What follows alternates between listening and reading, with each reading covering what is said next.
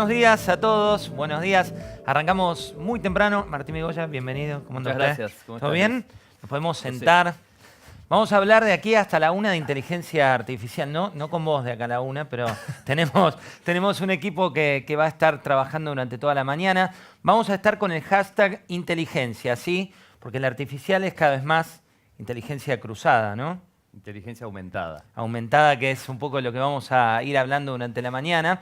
Y vamos a recorrer distintas aristas. Una que tiene que ver con emprendedores, otra que tiene que ver con casos, otra que tiene que ver con tendencias. Estamos en vivo a través de lanacion.com, estamos aquí desde la redacción. Después les vamos a poner un par de sillas más a aquellos que están por allí atrás y que nos sobrepobló, ¿no, Martín, un poco? La verdad que una convocatoria buenísima.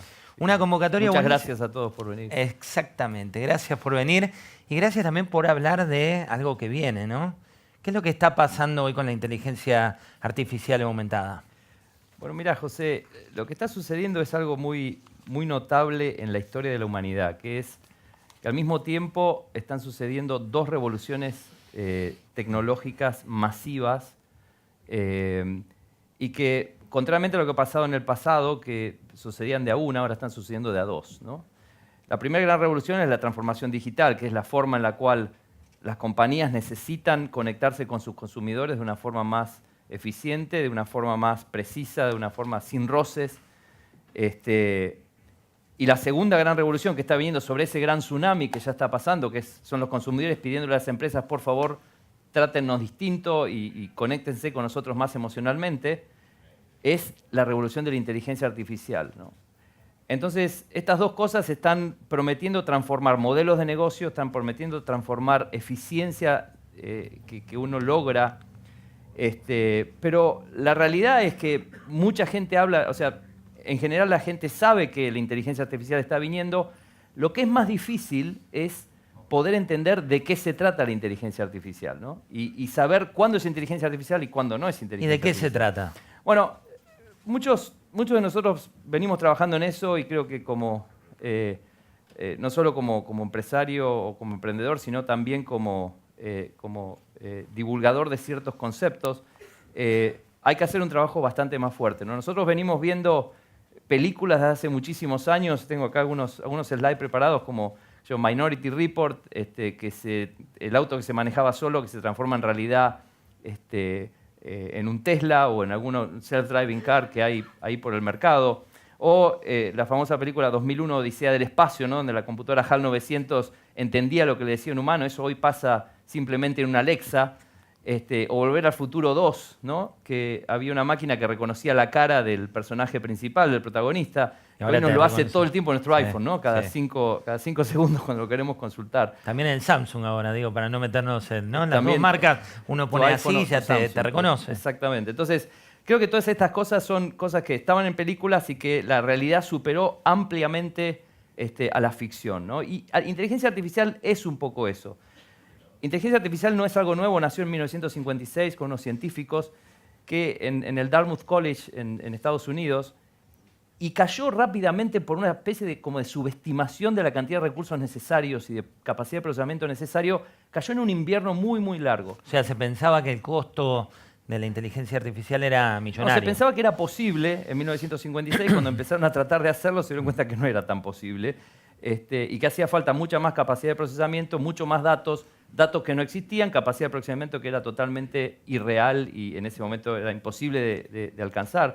Hacia el año 2010, esa capacidad de procesamiento empezó a ser cada vez más barata, la cantidad de datos fue creciendo y cada vez más disponible, y la realidad de que eso pueda ser posible empieza a pasar. Y esos algoritmos que se habían pensado hace muchísimos años empiezan a ser algoritmos practicables y realizables, y se puede empezar a procesar datos de manera, y a procesar y a entrenar máquinas, que yo digo que es como entrenar cerebros artificiales, de manera bastante efectiva, ¿no?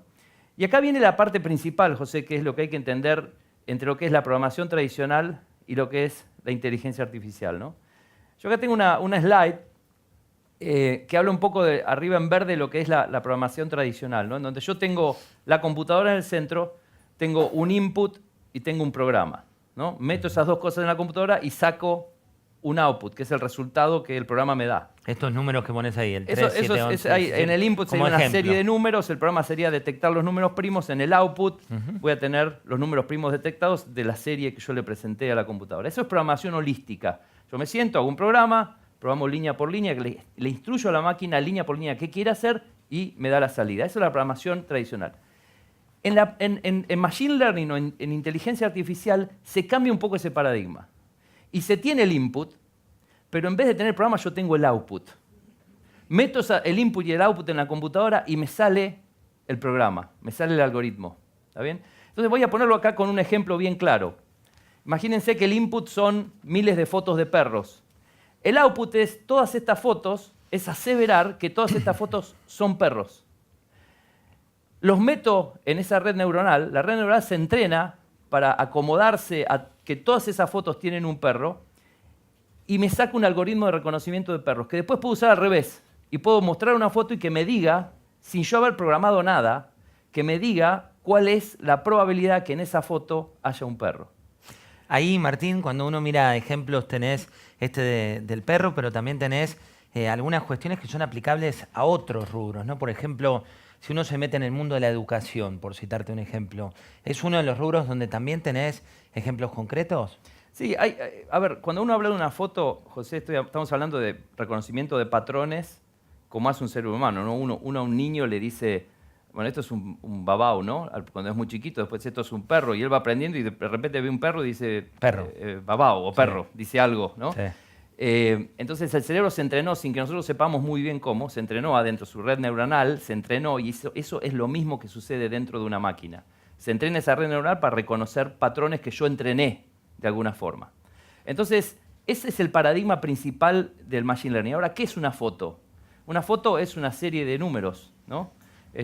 Son toda una serie de números en la cual cada número es un píxel y el valor de ese número es el color del píxel, ¿no? Esa es una foto.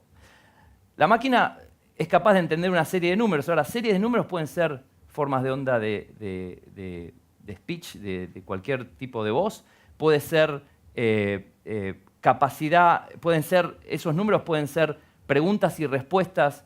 Por ejemplo, tenemos un cliente en Estados Unidos que hacía 5 años que venía juntando todos los chats entre los profesores y los maestros. Entonces nos viene y nos dice, bueno, ¿ustedes qué pueden hacer con esto? Bueno, mira, la verdad, dejámonos mirar los datos. Y cuando descubrimos eran 170 millones de registros de chats ida y vuelta entre profesores y maestros. Entonces le dijimos, bueno, entramos una máquina, hoy esa máquina está contestando el 85% de las preguntas, pero el fenómeno que sucedió es que los 20 y pico profesores que estaban contestando las preguntas inmediatamente dejaron de contestar preguntas triviales y mejoraron su servicio empezando a contestar, preguntas mucho más efectivas y mucho más difíciles que antes quizá no le podían prestar la misma atención que le prestaban ahora. Por lo tanto, la calidad del servicio, usando inteligencia artificial, inteligencia aumentada, cambió sustancialmente. Te permite separar lo importante de aquello que no lo es, en definitiva. Claro, por ejemplo, se puede hacer, no sé, puede haber en una ciudad miles de cámaras mirando eventos y yo puedo entrenar una red neuronal que detecte ciertos eventos, entrenándole con videos reales, de una inundación, de un asalto, de un choque, de un fuego, de forma que yo entreno una red neuronal cuando alguna de las cámaras detecta alguno de todos esos patrones me avisa. En vez de tener gente mirando específicamente las cámaras, yo dignifico el trabajo de esa gente diciendo, bueno, no, solamente mirá los sucesos que realmente tienen algún contenido para que eso valga la pena. Martín, tenemos 3 ejemplos concretos, 3 ejemplos que tienen que ver con educación, que tienen que ver con retail, que tienen que ver con agricultura. Contanos de qué se trata. Bueno, en retail se están haciendo muchas cosas. En retail se están haciendo... Antes que eso tenía un ejemplo que quería contarte de cómo la inteligencia artificial nos va rodeando y va cambiando nuestras vidas, ¿no? Si hoy agarran su iPhone o su Samsung o su Android, ustedes van a ver que si van a fotos, apretan las fotos, si van a la lupita, apretan la lupita, y ahí uno escribe perro o gato o montañas o lago, y de repente aparecen todas las fotos que eso tenía. Ahí no hay nadie que haya tagueado esas fotos, ¿no? Entonces hay algoritmos que se entrenan mostrándole cientos de fotos de lagos, cientos de fotos de perros, cientos de fotos de gatos, y de repente todas esas fotos que uno tiene que no eran ninguna de las que entrenó el algoritmo, es reconocida como una foto que pertenece a eso, ¿no? Ese es uno de los primeros ejemplos. Esto también se lleva a otra de las grandes funcionalidades que tiene los teléfonos celulares hoy, que es el reconocimiento de patrones de voz, ¿no? Uno le habla. Ahora, la forma de onda cuando yo digo hola, en pleno silencio, es totalmente diferente a la forma de onda de cuando yo digo hola viajando en un colectivo, o cuando yo digo hola en un restaurante con ruido de fondo. La situación en la que estás. Claro, la situación y las cosas y los ruidos que se mezclan atrás son totalmente distintos. Entonces, ¿cómo se hace para entrenar una máquina para que entienda hola, independientemente de cuál es el entorno? Bueno, se mezcla ese hola con los sonidos de fondo y se entrena una máquina diciéndole, mira, todas estas formas de onda, no importa cómo sean, es un hola. Y independientemente del ruido que haya en el fondo, sigue siendo un hola. Entendé cómo crear un algoritmo, y así funciona Siri, así funciona el reconocimiento de voz de Google, donde están entrenados para entender palabras y oraciones más allá del ruido de fondo. Entonces, eso se hace con inteligencia artificial. Nos rodea todo el tiempo. El tema de la educación es otro que te contaba. En retail se pueden hacer cientos de cosas, desde entender cómo alguien entra a un supermercado y que las cámaras que están mirando directamente puedan meter en el carrito de compra de esa persona lo que vas a llevar, los ítems que uno va agarrando, ¿no? ¿Y qué pasa, por ejemplo, con la agricultura? El caso de las frutillas.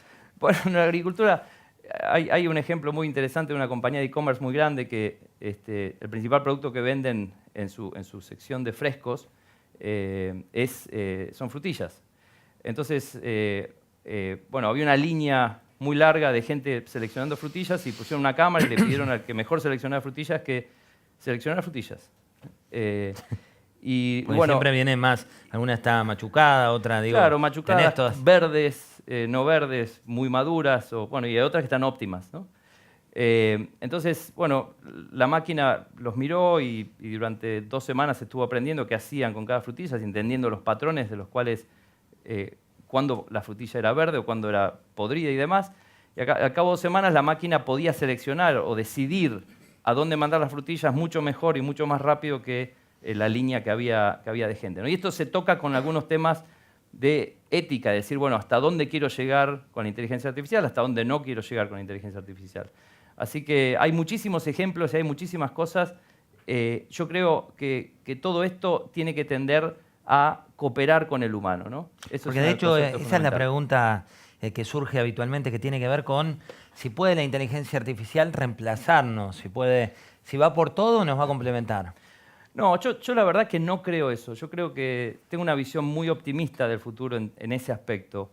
Yo creo que la visión de Skynet y Terminator es algo sí que está en las películas y nada más. Pero ¿por qué digo esto? Porque cuando uno crea inteligencia artificial, está creando distintas dimensiones de tecnología, de inteligencia. A ver, una calculadora de 1970 es más inteligente que vos y que yo, José, para hacer cuentas. Y ya desde hace muchos años, ¿no?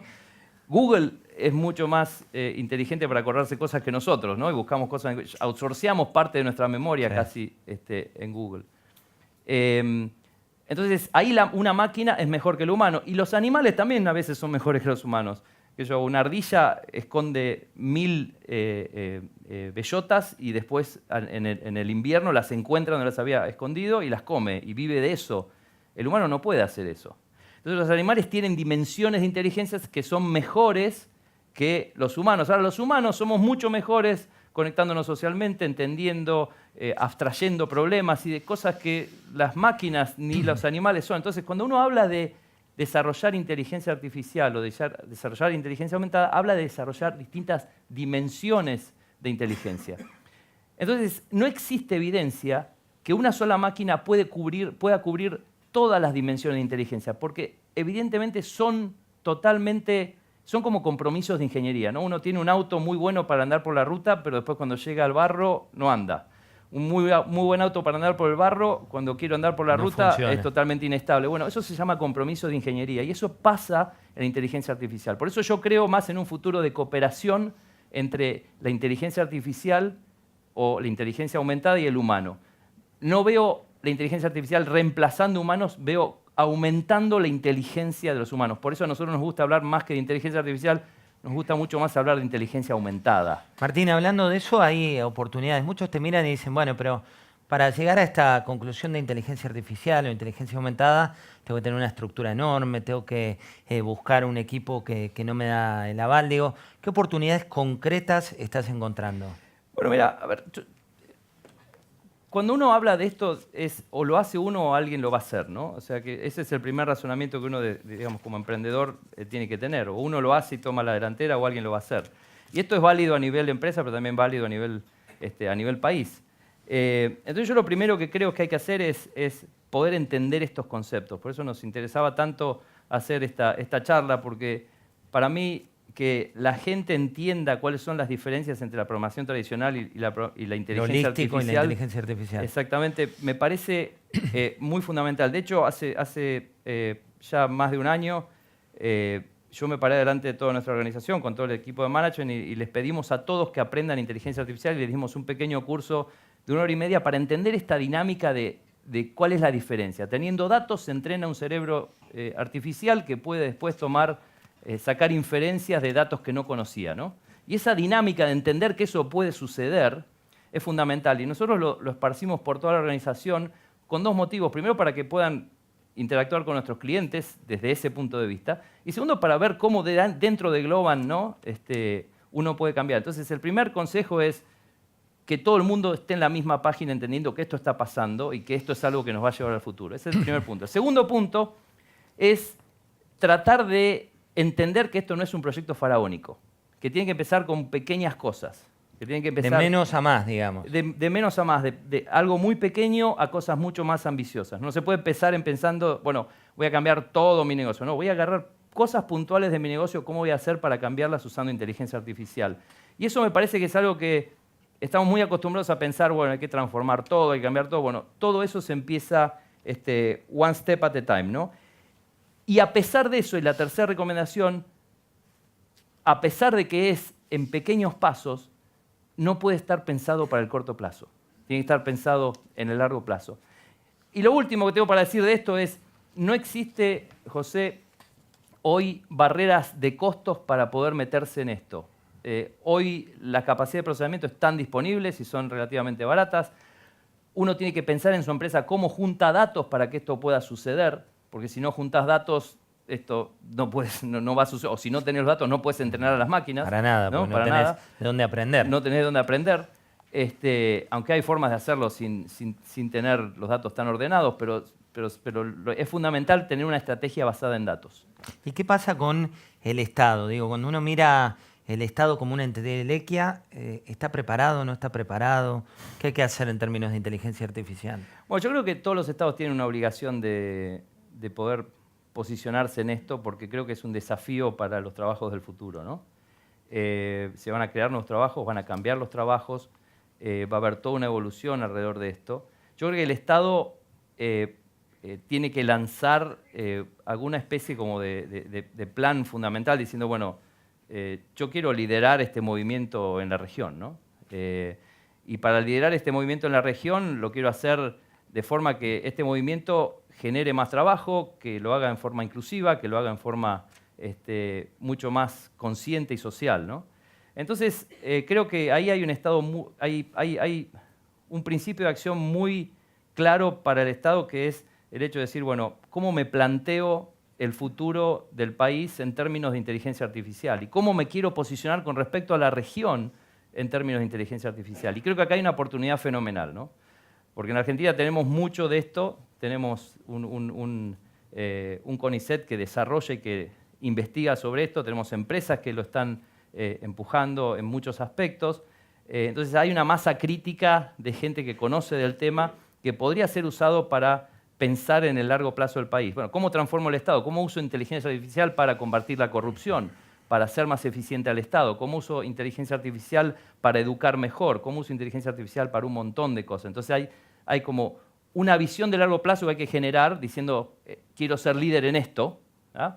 Y lo segundo es una transformación del Estado para que esté lista para esta nueva era de transformación. Ahí la dificultad, que es más cultural, tiene que ver con las personas, tiene que ver con presupuestos. Digo, ¿qué es lo que se necesita para que eso suceda? Yo no creo tanto que sea un tema de presupuesto, porque es la misma gente que está hoy.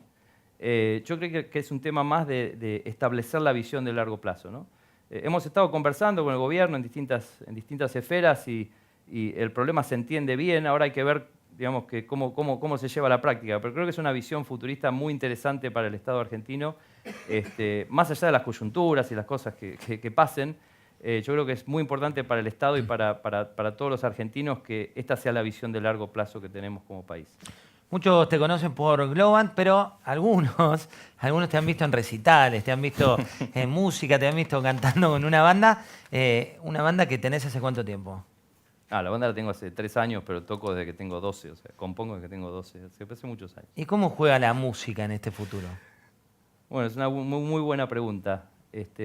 Como vos decís, soy músico y me traje un videito que quería mostrarles.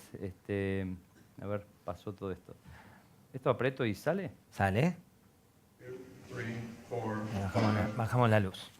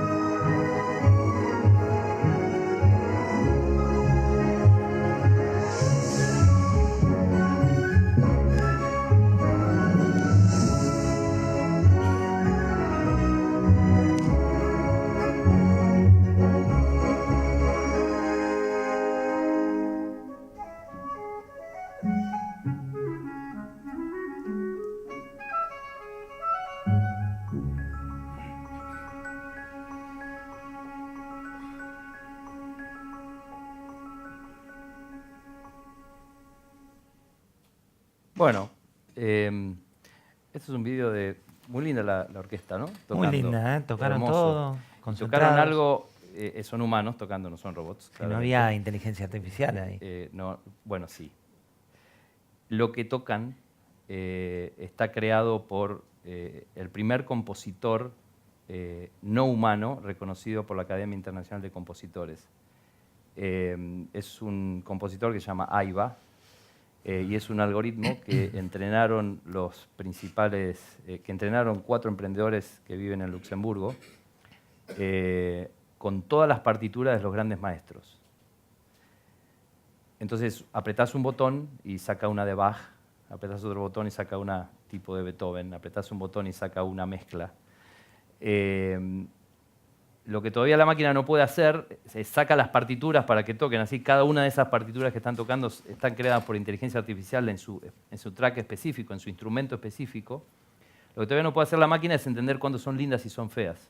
Esa es la parte que todavía le toca al humano. La interpretación y entender la parte fina de entender cuándo es linda y cuándo es fea la canción es la parte que todavía no podemos hacer.